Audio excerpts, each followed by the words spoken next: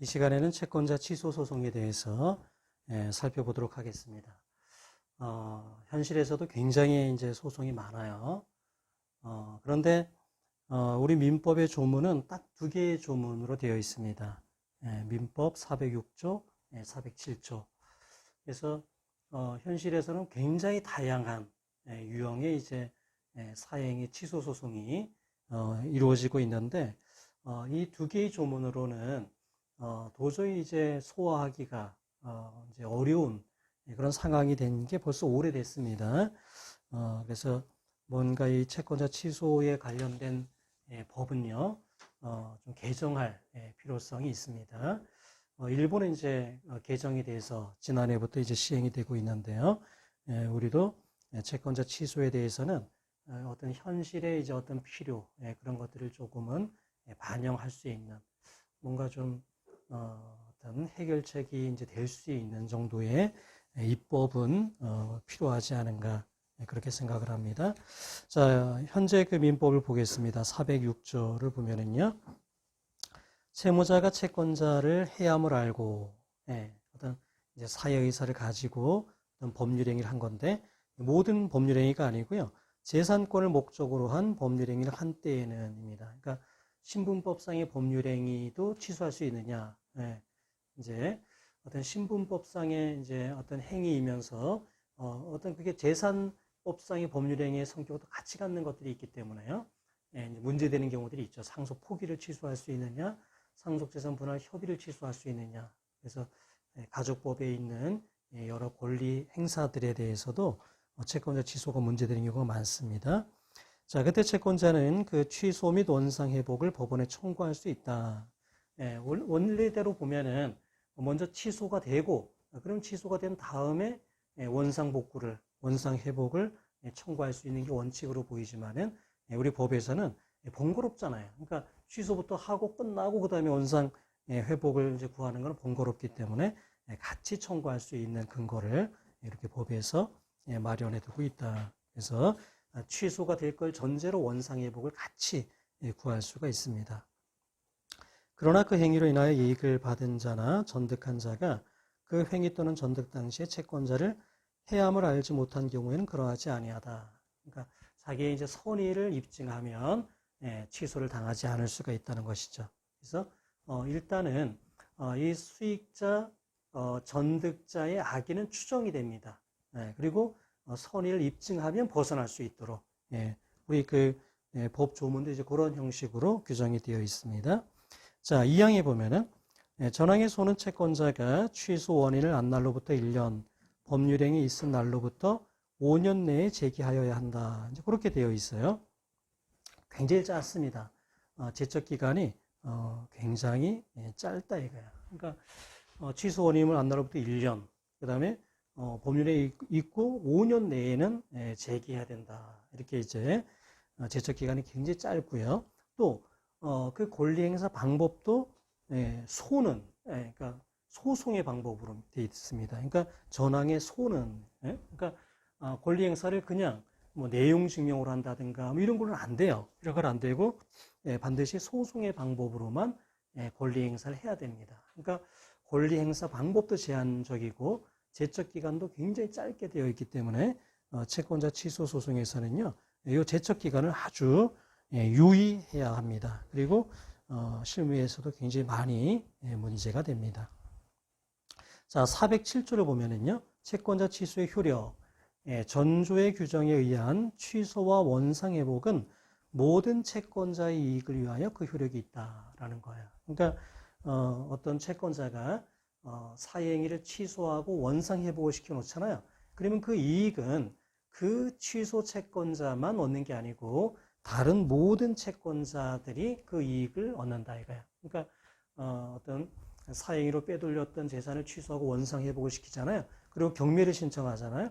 그러면 다른 채권자들도 거기에다가 배당 요구를 하거나 채권 신고를 하거나 그렇게 해서 자기들도 이익을 누리게 된다라는 겁니다. 그래서 채권자 평등주의가요, 요 채권자 취소권에서도 이렇게 채권자 평등주의가 관철이 되고 있는 거야.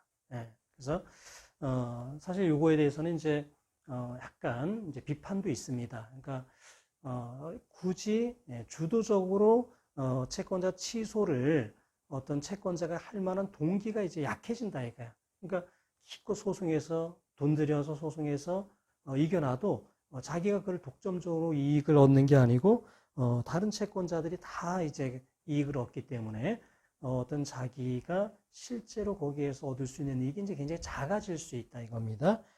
그래서 어떤 그 채권자 취소권을 행사할 수 있는 동기가 좀 약해지는 그런 측면이 있습니다. 그런데 이게 이런 채권자 평등주의가요, 가액배상으로 가게 되면은 적용되지 않습니다. 왜냐하면은 이게 이제 원물 반환으로 이렇게 이제 오잖아요. 그러니까 빼돌렸던 거를 이제 원상으로 회복시켜 놨다 이게 부동산을. 그래서 거기 경매를 한다. 그러면 이제 다른 채권자들이 거기에 이제 가입을 할 수 있는데요. 참가를 할 수 있는데 이게 만약에 원물 반환이 안 되고 가액 배상이 되는 경우가 있습니다. 뭐 여러 가지 뭐 사실상 법상 이제 불가능하다든가 공평의 원칙에 반한다든가 그런 이유로 이제 가액 배상이 되는 경우가 있는데요. 그때는 이제 채권자가 수익자에게 직접 그 가액의 금전의 지급을 구합니다. 그래서 그 금전을 이렇게 받잖아요. 받았을 때 그거를 어떻게 다른 채권자들에게 안분할지에 대한 규정이 없어요. 우리 법상에요. 그러니까 그 경우는 자기가 받을 것만 청구할 수가 있습니다. 그러니까 가액배상으로 그 수익자에게 전득자에게 이렇게 반환을 해가지고 나눠주는 게 아니에요.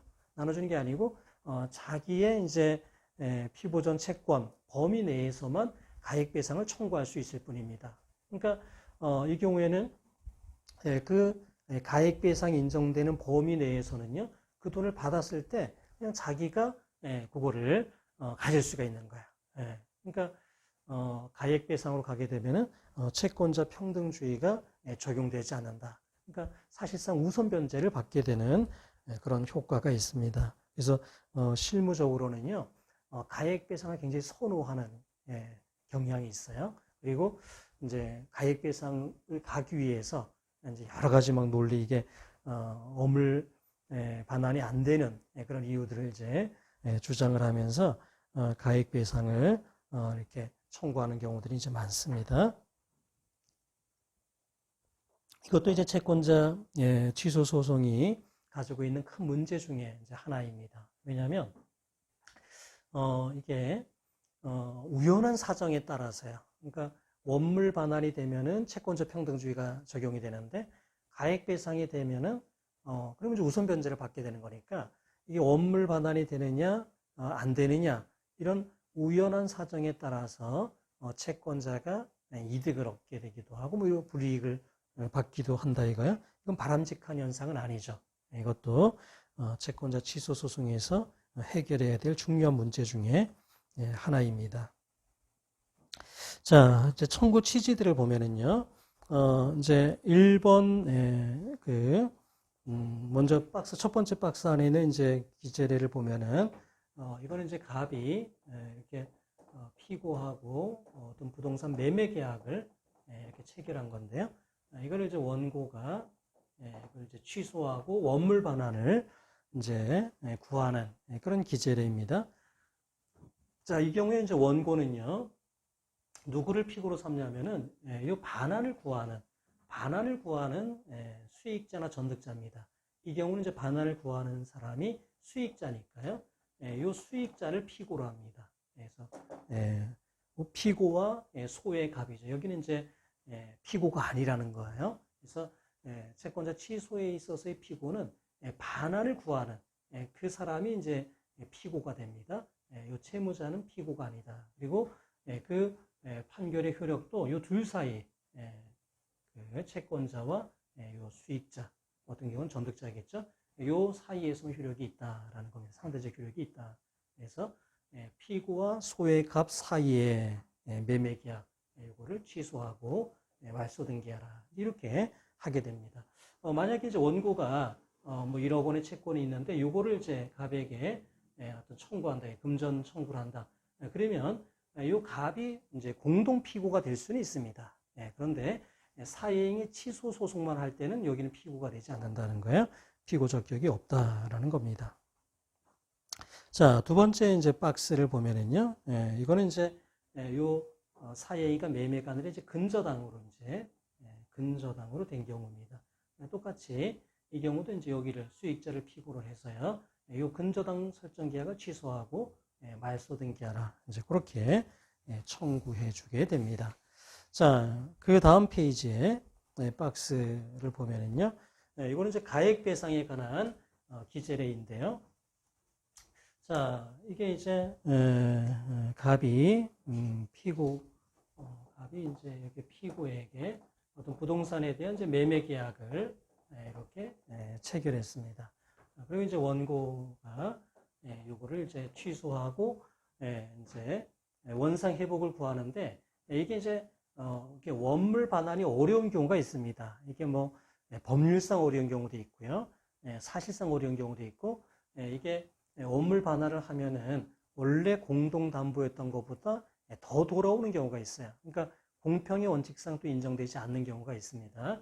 제일 대표적인 게 여기 어떤 저당권이 이렇게 설정이 돼 있었다 이거예요. 그러니까 저당권 그 피담보 채권만큼 뺀 게 공동담보였잖아요. 근데 사행 이후에 저당권이 말소가 된 상태에서 그냥 원상회복이 되면은 공동담보보다도 더 들어오게 되는 그런 이제 결과가 되기 때문에 이거는 이제 가액배상으로 이제 가야 됩니다. 그래서 이제 가액배상을 이렇게 원고가 이렇게 피고에게 이제 가액배상을 구하게 되는 그런 경우입니다. 자, 이 경우에도 이제 원고는 피고를 요 수익자 반환을 구하는 수익자나 전득자를 상대로 이제 구하게 되고요. 그 다음에 요 매매계약을 취소할 때 만약에 요 원고가 피고에게 가액의 반환을 구하는 게 5천만 원이다 라고 하면 5천만 원 범위에서만 취소를 합니다. 매매계약을요. 5천만 원 범위에서만 취소하고 그 다음에 이제 5천만 원을 청구하게 됩니다. 그래서 1번을 보면은요, 피고와 소의 값 사이에 별지 목록 기재 부동산에 관하여 2019년 3월 5일 체결된 매매계약을 5천만 원 범위에서 5천만 원 한도 내에서 취소한다. 그래서 그 반환을 구하는 그 범위 내에서만 취소를 구해요. 그 다음에 2번에 보면은 피고는 원고에게 5천만 원 및 이에 대한 판결 확정일 다음 날부터 다가오는 날까지 연 5% 비율로 계산한 돈을 지급하라. 이게 요 원상 회복이라는 거는 나중에 이제 취소가 되는 걸 전제로 이제 구하는 거잖아요. 그러니까 이 경우는 나중에 판결이 확정된 그때부터 이제 구할 수가 있는 거기 때문에 5천만 원 및 이에 대한 판결 확정 다음 날부터입니다. 그러니까 그 소축법상의 지연이자를 청구하지 않아요. 판결 확정 다음 날부터 연 5% 비율에 의한 지연 손해금만 구할 수가 있습니다. 자, 그 다음 이제 사례는요. 이게 이제 수익자하고 전득자가 있는 경우인데요. 수익자하고 전득자가 있는 경우인데, 그러니까 이제 을이 이제 갑과 어떤 부동산에 대한 매매 예약을 이제 했어요. 매매 예약을 했고, 이거를 이제 갑이 병에게 가등기를 이제 뭐 매매를 했다. 여기가 이제 수익자, 여기가 이제 전득자인 경우입니다. 이 경우에 이제 원고가 요 갑을 상대로 이제 반환을 구한다. 라고 하면은요, 원고는 을과 요 갑 사이의 법률행위를 취소를 하겠죠. 취소를 하고 반환을 구하게 되는데, 그거를 요 수익자에 대해서 이제 구하는 경우에는 원고와 요 갑 사이에서만 효력이 있는 겁니다. 반환을 구하는 갑 사이에서요. 그러니까 지금 이제 취소를 구할 때도 그게 원고와 요 피고 갑 사이에서 취소한다라는 거를 명시를 해줘야 됩니다. 그래서 거기 보면은 원고와 피고 갑 사이에서, 그러니까 이게 상대적 효력이 원고와 요 갑 사이에서 이제 효력이 있다는 거예요. 채권자 취소의 상대적 효력이 원고와 갑 사이에서 있다라는 걸 표시해 주는 겁니다. 원고와 요 갑 사이에서 요거를 취소한다는 것이죠. 그래서 피고 갑과 소의 을 사이에 요 체결된 매매약을 얼마 범위에서 취소한다. 그리고 갑은 그 1억 원 및 그거에 대한 확정일 다음 날부터 연 5% 비율인 지연손해금을 지급하라. 그렇게 이제 구하게 되는데요. 실물에서는 이렇게, 그러니까 수익자에게 이제 청구할 때는 사실 원고와 피고 값 사이에서, 전득자에 대해서 반환을 구할 때는 원고와 피고 병 사이에서 이거를 이제 기재해 주는 게 보다 정확하고 안전합니다. 근데 이거를 이제 기재 안 하는 실물회가 그동안은 좀 많았어요. 많아가지고 그냥 그거를 생략하고 그냥 피고 값과 소의 의사의 매매 예약을 취소한다. 이렇게만 기재하는 경우가 많았는데요. 보다 안전하고 정확한 거는요.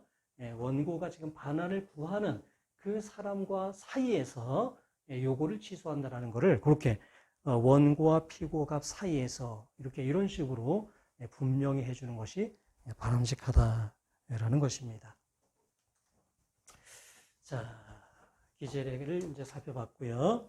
그 다음에 이제 피보전 채권에 대해서 살펴보겠습니다. 그러니까 이게 채권자 취소권을 행사하기 위해서는 이제 첫 번째 A가 B에 대한 이런 피보전 채권이 있어야 된다. 피보전 채권이 있어야 된다. 이제 어떤 요건을 갖춰야 되느냐라는 겁니다. 자, 그래서 거기 보면은 3번, 1번에 이제 판시 3번을 보면은요. 이게 특정물 채권, 뭐 소유권 이전 등기 청구권이잖아요. 소유권 이전 등기 청구권 이런 걸 피보전 채권으로 해가지고 사행이 취소할 수 없다라는 겁니다.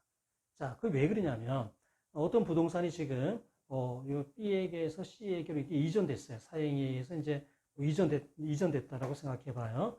자, 이런 경우에 이거를 요 소유권 이전 등기 청구권을 피보전 권리로 해서 취소하고 말소를 구할 수 있다면 이렇게 B에게 왔죠. 그러면 A는요, B에게 소유권 이전 등기하라고 해서 자기 앞으로 등기를 하겠죠. 그러니까 그 이익은 A만 누리는 것이죠. 모든 채권자를 위해서 효력이 있는 게 아니잖아요.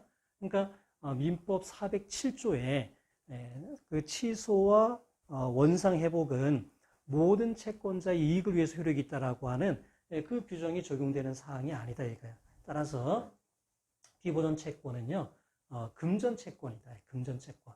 특정물 채권 안 되고 금전 채권인 경우에 채권자 취소권을 행사할 수 있다. 그러니까 민법 407조에 충실한 해석입니다. 우리 대법원은요. 자, 그런 거고, 요 사안은 이제 어떤 거였냐면은 이제 부동산 이중 매매와 관련된 건데요. A가 이제 B에게 이렇게 1차 매매를 했어요. 그 다음에 C에게 이제 또 2차 매매를 이제 했습니다. 그리고 이제 요 C 앞으로 이제 등기를 해준 겁니다. 그러자 B가 A에 대한 매매에 대한 이전 등기 청구권 있잖아요. 이전 등기 청구권을 피보전 권리로 해서 요 A와 C 사이의 매매 계약을 취소하고 말소하라. 이렇게 이제 소송을 제기했어요. 근데 대법원은 요 B가 지금 가지고 있는 피보전 권리는 이전 등기 청구권이다. 이전 등기 청구권. 이거는 그 채권자 취소에 있어서 피보전 채권이 될 수 없다. 이렇게 해서 이건 인정되지 않는다. 이렇게 이제 봤습니다. 자, 그러면 이건 어떠냐 이거야. 자, 요 이중 매매에 기해 가지고 이중 매매에 기해서 등기를 해 가지고 요 B의 이전 등기 청구권이 이제 이행불능이 돼 가지고 손해배상 채권으로 바뀌잖아요. 그러면 이거는 이제 금전 채권이니까. 그럼 B가 요 A에 대한 이전 등기 청구권의 이행불능으로 인한 손해배상 채권을 피보전 채권으로 해서 요 매매를 취소하고 말소를 구할 수 있겠는가 이겁니다.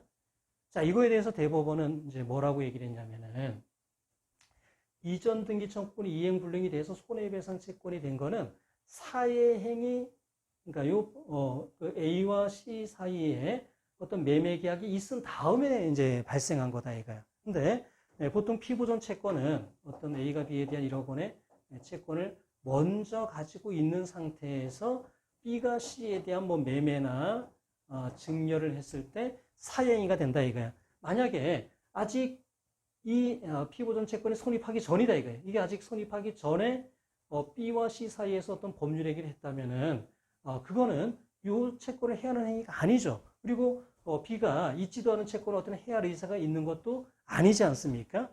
따라서 이 피보전 채권이 성립한 이후에 법률행위만 사회행위가 될 수 있다 이거야. 그런데 이 사안의 경우에는 이 B가 A에 대해서 가지는 손해배상 청구권은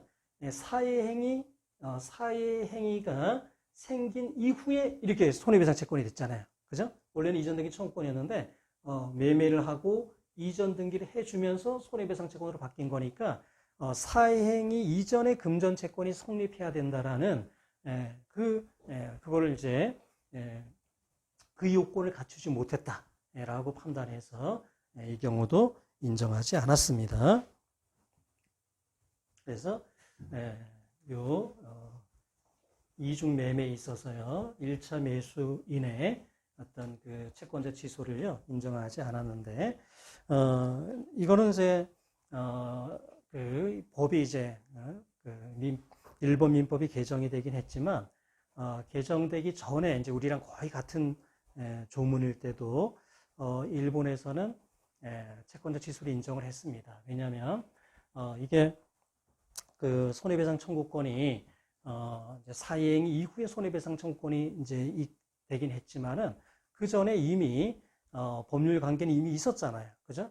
이미 이전 등기 청구권이라는 게 있었던 거고 그게 금전 채권으로 이제 변형된 거기 때문에 사회행위 이전에 이미 기초적인 그 권리는 이미 있었다라는 이유로 해서 그 손해배상 채권을 피보전 채권으로 한 채권자 취소를 이제 인정하는 것이 일본 판례의 이제 입장이었어요. 그러니까 법 조문은 같은데 판례가 이제 일본하고 우리는 좀 다른 이제 경우였습니다.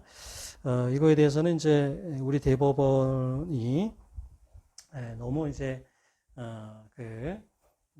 형식 논리다 뭐 이런 걸로 해서 비판하는 견해들도 많습니다. 그리고 거기 판시 1번을 보면은 우리 판례가 이제 피보전 채권이 사행위보다 먼저 성립해야 되지만은 예외를 인정하고 있거든요.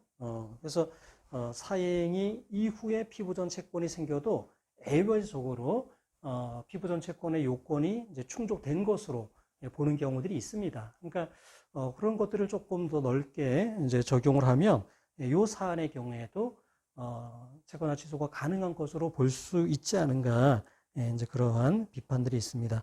그 판시 1번에 있는 건 이제 어떤 거냐면은 원칙적으로 피보전 채권이 성립하고 그다음에 사행위가 있어야 돼요. 그게 이제 그 사행위에서 이제 피보전 채권이 해지는 거고 또 그 피보전 채권을 해야 한다는 사회 의사도 있는 거잖아요. 근데 예외적으로 어떤 경우가 있냐면은 자 은행이 A에 대해서 이제 돈을 빌려줍니다. 1억 원을 이제 이렇게 빌려줄 때 어떤 신용 보증을 해주는 신용 보증기금, 서울 보증기금 뭐 이런 데가 있어요. 그래서 여기가 이제 신용 보증 이제 계약을 체결합니다. 그래서 A가 1억 원을 못 갚으면 신용 보증기금이 이제 이거를 대신 갚는 거예요. 은행에 신용 보증회사에서 대신 갚고 이게 이제 구상금 채권을 가지게 되는데요. 나중에 그런 걸 대비해서 이제 신용보증회사가 대신 변제하고 구상금 채권을 가질 거를 예상해서 요 B라는 사람이 이제 연대 보증을 하는 경우들이 있습니다. 그러니까 나중에 발생할 수 있는 구상금 채권에 대해서 내가 이제 책임지겠다. 이게 이제 연대 보증인데요. 자, 어떤 경우가 있냐면은 요 A의 이제 경제 상태가 이제 악화가 되는 거예요. 그래서 신용보증회사에서 아직 대위 변제는 안 했어요. 아직 구상금 성립하기 전입니다.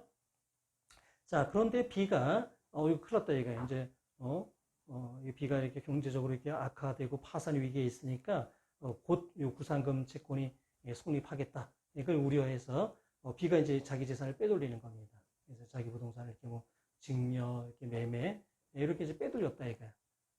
자, 그 다음에 신용보증기금이 대위 변제해서 이렇게 이제 구상금 채권이 생겼다 이거야. 자, 그러면 요 사회행위는요, 요 사회행위는 요 피보전 채권이 생기기 전에 한 것이죠.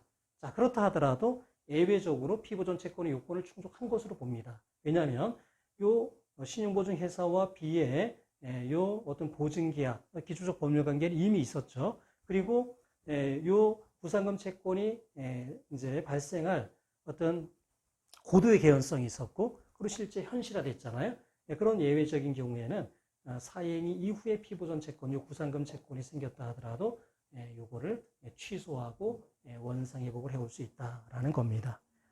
그래서 그런 경우에 이제 그 사행이 이제 취소가 가능하다는 게 우리 판례거든요. 그래서 그거를 조금 이렇게 적용을 해보면 요 이중 매매 사례의 경우에도 피보전 채권 요건을 갖췄다고 보아야 되지 않느냐라는 주장이 이제 있는 겁니다. 근데 어쨌든 이제 우리 판례는 현재는 그거를 부정하고 있다라는 거고요. 자, 그 다음에 2번 판례입니다.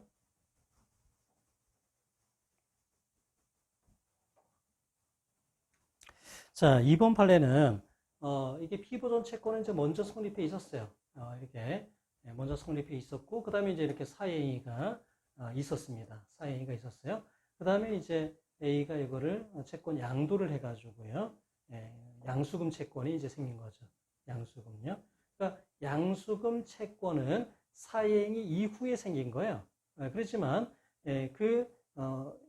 원래 이 채권이 이렇게 이전된 것 뿐이잖아요. 그러니까 그 채권은 먼저 성립해 있었다 이거야. 이 사행위보다 먼저 성립해 있었고 채권 양도만 사행위 이후에 생긴 거기 때문에 이 경우에는 피보전 채권의 요건을 충족한 것으로 본다라는 겁니다. 아주 간단한 판례이긴 하지만 이것도 기출문제에 출제된 적이 있습니다. 그러니까 이런 판례들을 잘 숙지하는 것이 중요하다라는 것이죠. 그 다음에 이제 3번 판례를 보면은요. 자, 피보전 채권이 이제 A가 B에 대해서 이렇게 뭐 1억 원의 채권을 가지고 있다. 근데 이게 이제 B가 C에게 이걸 사행이 됐다 이거야. 자, 그런데 이게 정지 조건부 채권인 경우에도 가능하다 이거야. 그러니까 조건부 채권도 우리 민법이 보호하고 있잖아요. 권리로서 인정하고 있잖아요. 그러니까 A가 B에 대해서 가지고 있는 이 1억 원의 채권이 이제 정지 조건부다라는 거예요. 그러니까 이 실제 사례에서는 어떤 거였냐면은 여기가 이제 공사 수급인인데 제때 공사를 하지 못하면 1억 원을 지급하겠다. 이런 정지 조건부 채권이었던 거예요. 수급인이 약정한 기간 내에 공사를 마치지 못하면 1억 원을 지급하겠다라는 조건부 채권을 A가 가지고 있었던 거예요. 그게 있었는데 B가 C에게 이제 저당권을 설정했다 이게. 그러면 취소할 수 있다는 거죠. 조건부 채권이라 하더라도 피보전 채권의 요건으로 문제가 없다라는 겁니다. 자, 그 다음에 이제 4번 판례를 보면은요. A가 어떤 B에 대해서 손해배상 채권을 가지고 있어요. 손해배상 채권을 가지고 있고 B가 C에 대해서 이제 사회 행위를 한 겁니다. 자, 그런데 이 손해배상 채권 같은 경우에는요. 구체적인 그 액수나 이거는 나중에 이렇게 확정되는 경우가 많아요. 예를 들어서 뭐 교통사고를 당했다 이거 교통사고를 당했다. 그러면 손해배상 채권은 바로 성립은 됐죠. 그런데 그 손해배상 받을 수 있는 액수가 구체적으로 얼마냐? 그거는 소송 과정에서 신체 감정을 해서 노동능력 상실률이 나오고 그래서 그때 계산한 이후에야 확정이 된다 이거예요. 정확한 금액은 그때 확정될 수가 있다 이거예요. 그래서 이게 구체적인 손해배상 액수가 확정되는 거는 한참이 걸렸다 이게 사행위 이후에 확정이 됐다. 그렇다 하더라도 이 손해배상 채권은요 사행위보다 먼저 성립해 있기 때문에 이거는 채권자 취소의 피보전 채권의 자격은 갖춘 것이다라는 게 4번 판례입니다. 자, 그 다음에 이제 5번 판례입니다. 자, 피보전 이제 채권이 어떤 A가 B에 대한 요 1억 원의 채권을 가지고 있는데 요 피보전 채권에 담보권이 설정되어 있는 경우가 있어요. 그래서 X 부동산에 대한 이렇게 저당권을 이렇게 이제 가지고 있다 이거야. 저당권을 가지고 있다. 자, 그런데 만약에 B가 Y 부동산을 이렇게 C에게 처분을 했을 때 이거를 취소하고 원상회복을 시킬 수 있겠는가? 이제 이게 문제가 되는데요. 자, 이 경우에 문제가 되는 건 뭐냐면은 A가 이렇게 담보물권, 뭐 X 부동산에 대한 담보물권을 가지고 확보하고 있는 게 뭐냐? 이게 피보전 채권을 만약에 1억 원 전부 다를 확보하고 있다면요. B가 이 부동산을 처분을 해도 관계없습니다. 그죠? 사행위가 될 이유가 없어요. 이걸 취소할 필요가 없어요. 자, 그런데 확보하고 있는 게 만약에 5천만 원밖에 안 된다면은요, A는요, 요 X 부동산에 대해서는 5천만 원만 확보한 거니까 나머지는 요 Y 부동산에 대해서 이제 어떤 권리 행사를 해야 되잖아요. 근데 이거를 만약에 빼돌렸다, 사행이 됐다, 그럼 이거를 취소하고 원상 회복을 할 필요가 있겠죠. 그러니까 어떤 담보 물건을 가진 경우에 무조건 다른 재산에 대한 처분이 사행위가 안 되는 게 아니고 요 담보 물건에 의해서 확보한 것, 확보하는 것. 그러니까 요 사행위가 있잖아요. 사행위가 성립한 그 시점에서 A가 확보한 그게 얼마냐 이게 우선 변제권을 확보해 둔 것이 만약에 1억 원보다 넘는다 그러면 이건 사행위가 안 되는 거고요. 1억 원보다 적다라고 하면 그 부족한 부분, 그러니까 확보되지 않은 그 범위 내에서 사행위가 성립한다라는 게 5번 판례입니다. 그래서 거기 밑줄 쳐놓은 부분이요. 한 5번째 줄에 보면은 채무액이 부동산의 가액 및 채권 채무액을 초과하는 경우, 그러니까 확보가 덜 됐다는 거예요. 확보가 덜 됐다 이게. 그러니까 이게 이제 1억 원의 이제 채권을 이제 가지고 있는데 이게 부동산의 가액이 만약 5천만 원밖에 안 된다 이게. 채권 채무액이 5천만 원밖에 안 된다. 5천만 원밖에는 확보가 안 된 거잖아요. 그런 경우에는 그 우선 변제 받을 금액을 공제한 나머지 5천만 원에 대해서는요, 채권자 취소권이 인정이 된다라는 겁니다. 그리고 그거는 요 사행위 당시에 요 목적물의 가액이 얼마인지를 이제 봐야 돼요. 그래서 5천만 원이다. 그러면 이제 5천만 원 범위에서는 사행위가 될 수가 있다라는 겁니다. 그리고 이제 A가 요 그 저당권을 가지고 있는 게 부동산이랑 이게 자동차다 이거. X 자동차에 대해서 저당권을 가지고 있다. 근데 B가 뭐 다른 부동산을 이렇게 처분했다. 그런 경우에도 똑같은 논리로 요 A가 자동차에 대해서 확보하고 있는 어떤 우선 변제권이 얼마이냐 이거. 그래서 요 자동차의 요 사행위 당시의 시가가 만약에 5천만 원이다라고 하면은 그 5천만 원을 공제한 나머지 5천만 원에 대해서는 사행위가 될 수 있다라는 판례인데요. 이거에 대해서 이제 A는 이게 자동차의 경우에는 이거 좀 달리 봐야 되는 것 아니냐 이렇게 주장을 한 거예요. 왜냐하면 이 사행위 당시에는 요 자동차가 뭐 5천만 원이었다 하더라도 실제로 이게 이제 5천만 원 범위 내에서 이게 확보됐다고 보기가 좀 어렵지 않냐. 이게 자동차라는 게 이제 어디에 있는지 소재도 불명한 경우가 있을 수 있고 또 감가상각이 많이 되기 때문에 빠른 시간에 되기 때문에 이게 나머지 그러니까 이 사행위 당시에 가액을 뺀 나머지만 사행위가 된다라고 보는 거는 채권자에게 너무 불리하다 이렇게 주장을 했지만요.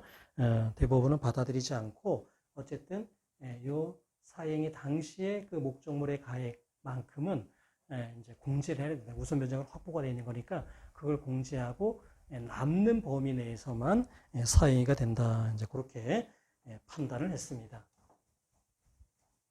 자, 그 다음에 이제 6번 판례는 뭐냐면은, 자, 이게 A가 B에 대한 1억 원의 채권을 가지고 있고 B가 C에 대해서 사행위를 했다.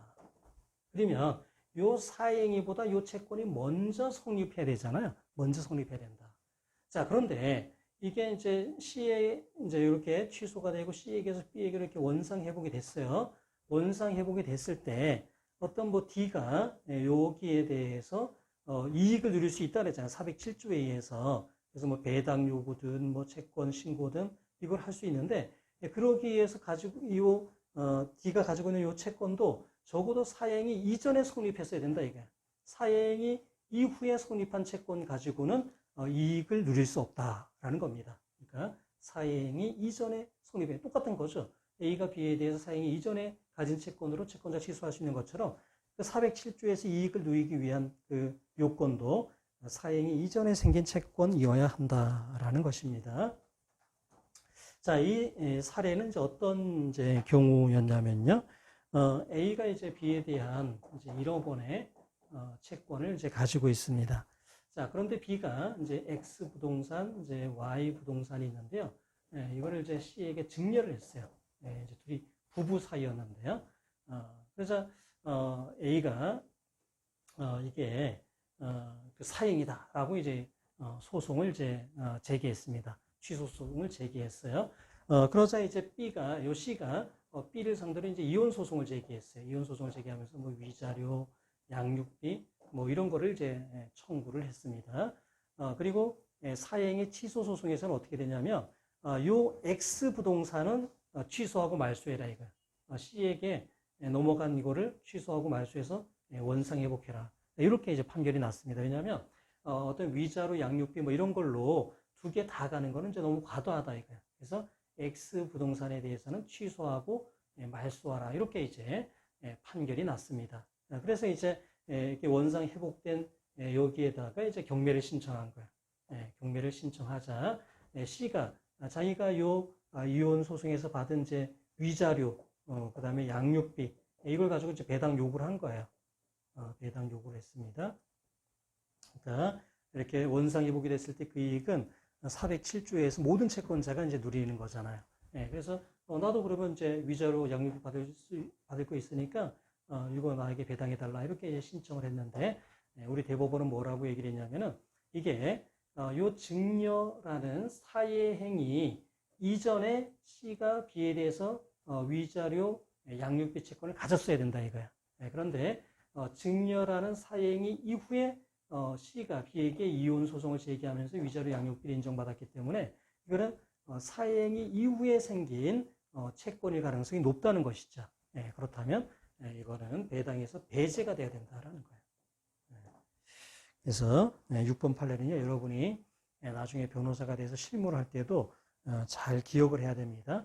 그러니까 이 피보전 채권이 사행위보다 먼저 성립해야 된다. 이건 이제 우리가 이제 잘 이해를 하고 잘 알고 있는데 407조에 의해서 이익을 누릴 수 있는 그 채권자의 채권도요. 사행위 이전에 이미 성립해 있어야 된다. 그러니까 사행위 이후에 이렇게 생긴 거 가지고는 어떤 권리 행사할 수가 없다. 그거를 여러분 나중에 실무를 할 때도 잘 기억을 하셔야 됩니다. 자, 오늘 강의는 여기까지 하겠습니다. 수고하셨습니다.